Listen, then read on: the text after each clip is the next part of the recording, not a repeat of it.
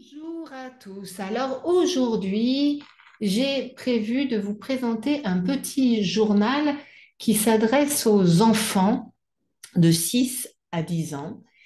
Et je pense que c'est très intéressant, même quand on est adulte, parce que il y a du vocabulaire. Ben, voilà. Alors c'est vrai que souvent, vous me dites, j'ai l'impression de parler français comme un enfant et pas comme un adulte. Mais en tout cas, ce petit journal, je trouve qu'il est bien fait et qu'il peut être intéressant aussi pour un adulte, pour accroître son vocabulaire sans trop de difficultés. Et aussi pour vous présenter ce petit quotidien, ce petit journal quotidien qui s'adresse aux enfants.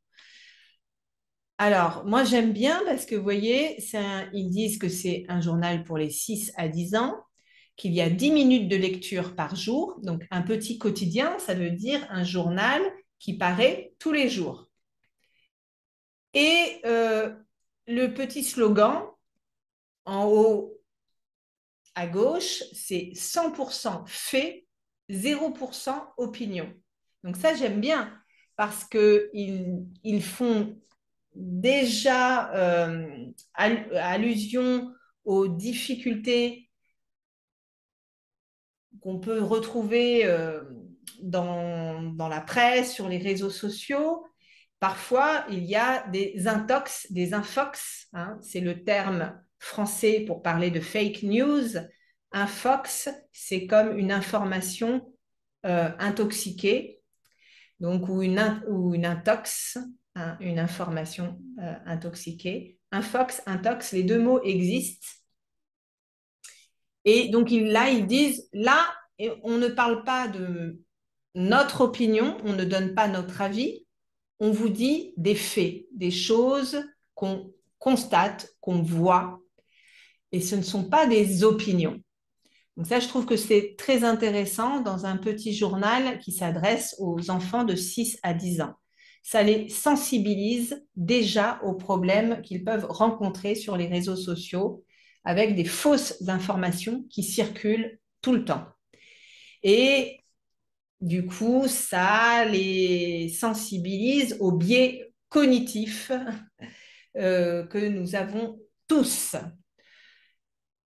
Alors, c'est un petit garçon de 7 ans qui m'a prêté son journal. Il est abonné à ce journal qui s'appelle Le Petit Quotidien. Donc, il me l'a prêté, hein, prêté to lend.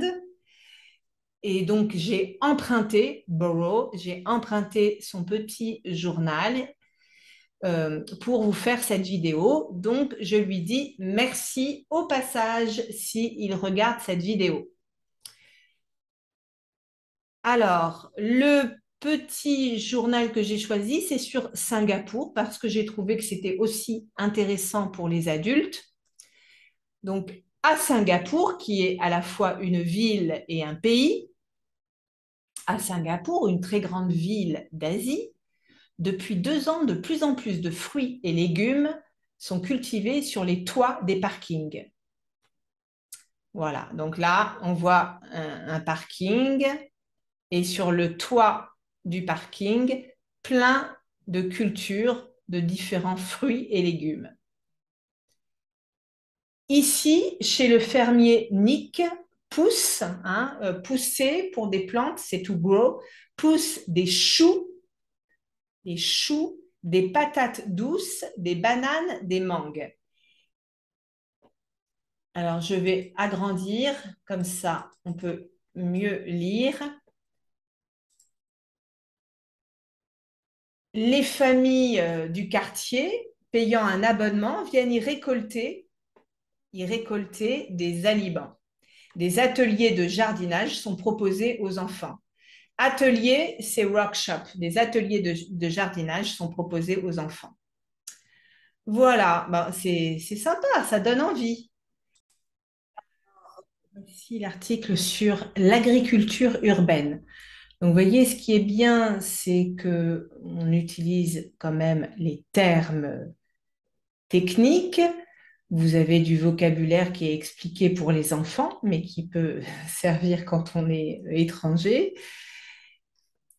Alors, je vais lire l'article sur l'agriculture urbaine. Singapour est un petit pays d'Asie situé sur une île et abritant une très grande ville du même nom.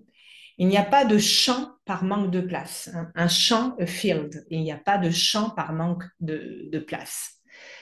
Singapour achète à l'étranger presque toute la nourriture pour sa population. Donc, ça veut dire qu'ils importent quasiment tout. Afin de changer cela, le pays développe fortement l'agriculture urbaine. Son but pour 2030, réussir à produire sur place un tiers de la nourriture nécessaire aux habitants, un tiers, a third, un tiers de la nourriture nécessaire aux habitants. Et vous voyez, c'est expliqué pour les enfants. Un tiers, c'est une partie d'une chose séparée en 3 parts égales. Je vais un petit peu agrandir, c'est plus facile à lire. Par exemple, depuis 2020, les fermiers reçoivent des aides, de l'argent, quand ils font des plantations sur les toits des parkings. Toit, roof, sur les toits des parkings. Et là, on nous dit, l'agriculture urbaine, c'est l'agriculture en ville. Elle se développe de plus en plus car la taille et la population des villes augmentent, hein. On est presque 9 milliards sur Terre. En 2050, presque 8 êtres humains sur 10, excusez-moi, vivront en ville. Il faut trouver des moyens pour nourrir ces nombreux citadins alors qu'il y a de moins en moins de place à la campagne. Un citadin, c'est quelqu'un qui habite en ville, tout simplement. Donc, quelles sont les idées nouvelles pour nourrir toute la population terrestre? Parce que nous sommes de plus en plus nombreux et il y a de plus en plus de bouches à nourrir. Les idées nouvelles, des idées nouvelles. Des personnes inventent des façons originales de cultiver des plantes ou d'élever des animaux en ville. Quelques exemples. Les fermes verticales. Donc c'est ça, une ferme verticale. Les plantes sont cultivées en hauteur dans les immeubles superposés sur des étagères. Donc dans les immeubles buildings superposés sur des étagères. Une étagère, a shelf, hein. Donc c'est ça. C'est comme une étagère. C'est superposé comme ça, paf, paf, paf, paf. Elle ne pousse pas dans de la terre. Donc, pousser, c'est to grow, on le dit pour des plantes. Une plante pousse. Elle ne pousse pas dans de la terre, mais dans des matériaux spéciaux. Elles n'ont pas besoin de pesticides. Donc, ça, c'est très avantageux. Pas de pesticides, pas de terre nécessaire. Mais il y a quand même un problème. Problème, comme elles sont éclairées par des lampes imitant la lumière du soleil, cela demande parfois beaucoup d'électricité. Donc, elles sont très énergivores. Les fermes verticales sont énergivores. Ça veut dire qu'elles consomment beaucoup d'électricité. Autre exemple, l'aquaponie. Les plantes, souvent des salades et des herbes aromatiques, sont installées au-dessus d'un élevage de poissons. Voilà. Là, les plantes sont installées au-dessus de l'élevage de poissons. Elles absorbent l'eau et se nourrissent des déjections des poissons. L'eau ainsi purifiée repart ensuite dans l'aquarium. Alors, vous avez vu comme c'est un petit quotidien pour enfants, ils disent ce que signifie déjection et ils écrivent caca. Caca, c'est le mot qu'utilisent les enfants pour parler des déjections ou des excréments. Ils disent caca et pour l'autre, c'est pipi, pipi, hein. On fait pipi, pi et caca. C'est le mot des enfants. Des animaux pour tondre. Tondre, c'est to mow, hein. Tondre l'herbe. Tondre l'herbe. Une tondeuse, lawn mower. Tondre. Des animaux pour tondre. Des éleveurs installent leurs moutons, sheep, ou leurs chèvres, goats, dans des endroits recouverts d'herbe, en la broutant. Donc, en la broutant, brouter, ça veut dire manger l'herbe, hein, to graze, manger l'herbe. Donc, En la broutant, le pronom la remplace l'herbe. Donc, en broutant l'herbe ou en la broutant, les animaux se nourrissent et entretiennent en même temps ces lieux sans polluer. Entretenir, c'est to maintain, hein. Entretenir, c'est ça. Donc, en la broutant, les animaux se nourrissent et entretiennent en même temps ces lieux sans polluer. Autre idée utilisée, utiliser les espaces inoccupés. Donc, des potagers, des vergers, des poulaillers, des ruches sont installés dans les jardins publics sur les toits des immeubles. Donc, un potager, c'est un jardin où on fait pousser des légumes. Vous voyez, par exemple, là, je pense que ce sont des choux. Un verger, c'est un endroit où on fait pousser des arbres fruitiers, où on fait pousser des fruits. Donc là, peut-être, je ne sais pas ce que c'est comme fruit, peut-être des, des oranges, mais je ne sais pas. Des poulaillers, c'est l'endroit où il y a des poules. Chicken coop, un poulailler, chicken coop. Des ruches, c'est la maison des abeilles. Hive, donc pour les abeilles, bees, les abeilles. Les ruches sont installées dans les jardins publics sur les toits des immeubles. Et utile, un petit carré comme ça, utile. Je vais mettre plus gros. L'agriculture en ville permet de fournir des aliments frais aux habitants sans les avoir transportés dans des camions frigorifiques. Ainsi, la pollution est limitée et les produits sont vendus moins cher, hein. Donc, c'est une culture locale et il y a moins de transport. Fournir, to provide, fournir. Donc aussi, l'agriculture en ville permet de multiplier les espaces verts pour embellir et rafraîchir les villes.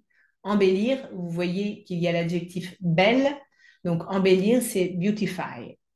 Embellir les villes, embellir et rafraîchir, refresh, et les villes, embellir et rafraîchir les villes. Créer des emplois. Donc, créer des emplois, un emploi, c'est un travail, hein, donc c'est un synonyme. Et voilà, maintenant, il y a une petite question qu'on pose aux enfants. Le coin des incollables. Incollable, ça veut dire comme, c'est un synonyme d'imbattable, unbeatable. Donc, incollable. Vrai ou faux, la plus grande ferme urbaine du monde se trouve sur un toit de Paris. Quelle est votre réponse? Est-ce vrai ou est-ce faux? Bon, là, vous pouvez le voir. C'est vrai, on le voit à l'envers. C'est vrai, oui, la plus grande ferme urbaine du monde se trouve sur un toit de Paris, au centre Paris Expo, dans le sud-ouest de la ville. Par exemple, ça, je ne le savais pas. Je ne savais pas que c'était en France et à Paris qu'il y avait la plus grande ferme urbaine du monde. Je ne le savais pas. Voilà.